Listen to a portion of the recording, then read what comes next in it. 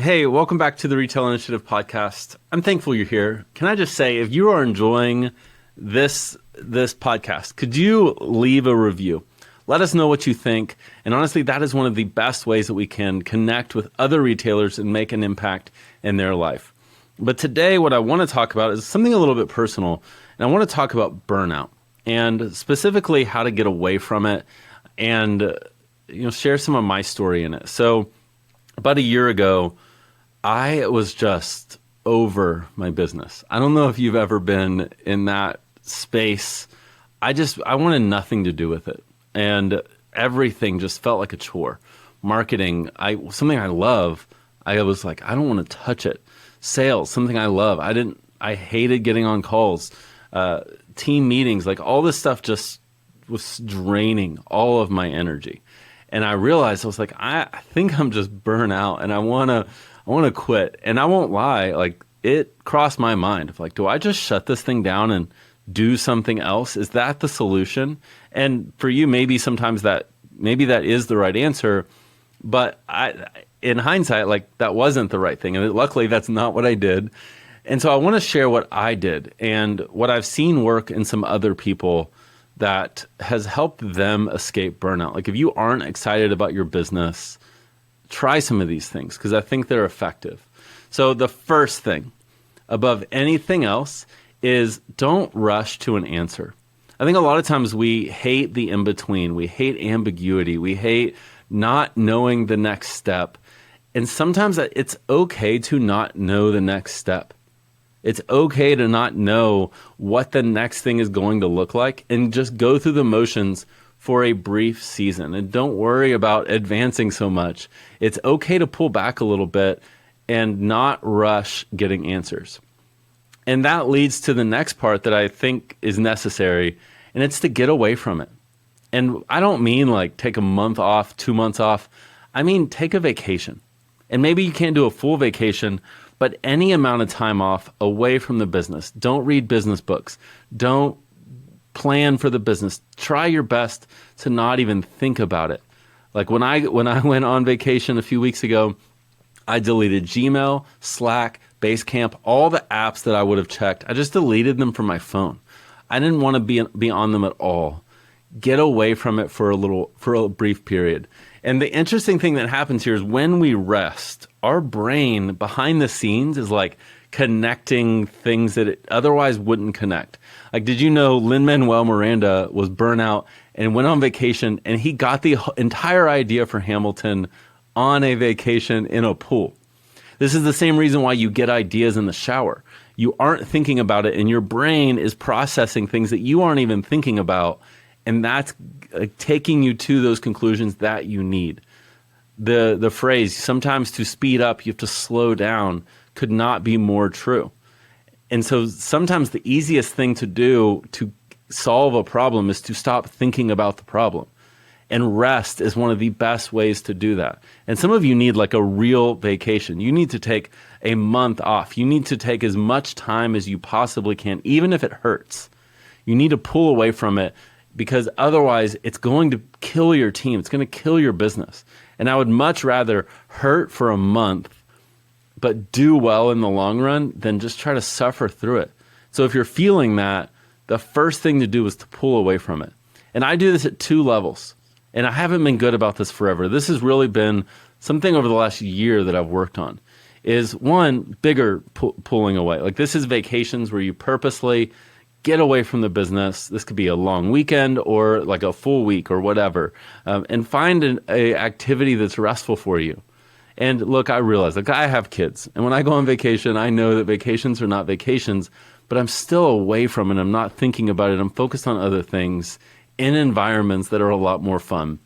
And sometimes this is staycations or whatever. That's what my wife and I are doing this weekend is like we booked all the fun. The kids are with grandparents. And so we booked all the fun stuff in Houston that we would never otherwise do. So rest and get away from it in longer increments. And then micro, like what are small things that you can do to pull away from it? Like for me, my wife and I are members of this like club. It's not a country club. I can't even explain it, what it is. It's in Houston. It's owned by Mattress Mac, if you've heard of him. But it's like a zoo meets a gym, meets a family park, meets a water park, all this stuff. And I check my kids into childcare and I lay by the pool and I read. And I don't even read business books half the time. I read like biographies and nerdy stuff.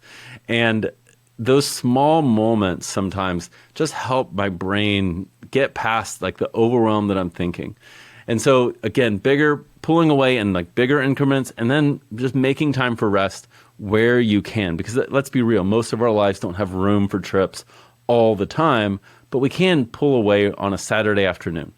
We can take an early Friday off or take Monday morning off and just let yourself go for a walk and enjoy the morning and don't check your email.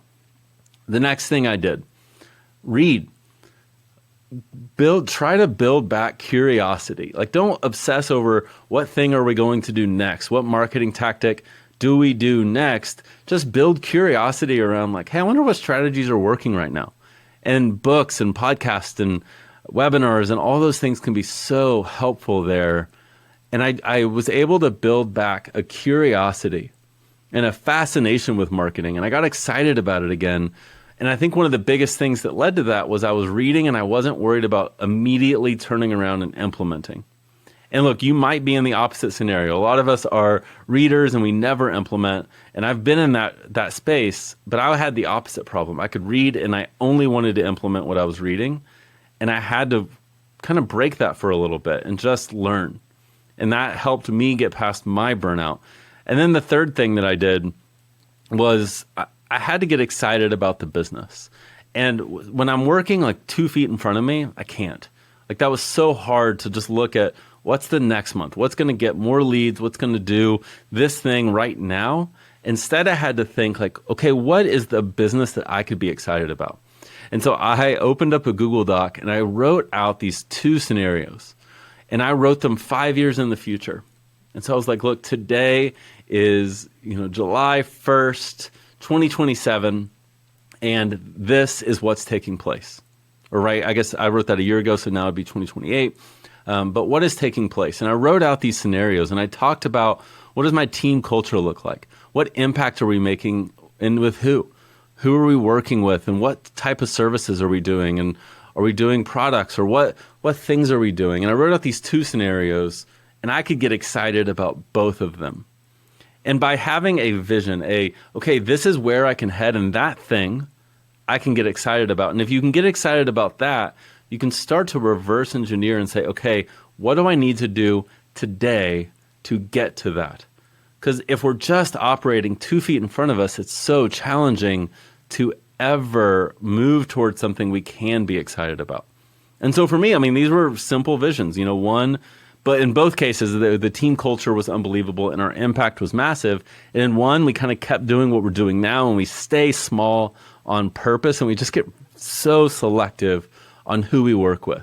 And the second scenario was really building out this full deal where we're like, yes, we have the design and development and strategy that we do now, but we're adding in like full service marketing, and then we have courses and all these other pieces. And I was like, oh my gosh, like that would be incredible, but so would the other. And you know what, like since then, and I just moved forward saying, hey, both of these are good. And I know that some of my next steps lead to either one. And so I can keep moving forward, but I've since then gotten clarity on which one it is. And when I got clarity, it was not while I was thinking about it. It was leaving vacations when I had pulled away. So that's my encouragement for you. If you're burnout, if you're not excited about your business anymore, is one, like pull away from it. Don't obsess over getting an answer. Just let yourself focus on something else. Second, if you leave and you're like, okay, I can. I think this could work. Then try to get excited again by just learning and reading and getting back into it, but without obsessing over implementation. And then third is to spell out a vision that you can get excited about, the impact that you're making, what you're doing, and don't obsess over money here. Money's only a part of it, but what does your life look like? And I saw something where I was like, my life can look like this, and I love it. And so now I'm excited about my business again. And I think that if you can do some of these things, I think you can as well. So I hope this is encouraging. The subject's hard, but it's important, and a lot of us need to be talking about it. So if this was encouraging for you, leave a review or shoot me a DM at Retail Josh. I would love to hear from you. So I'll see you next week.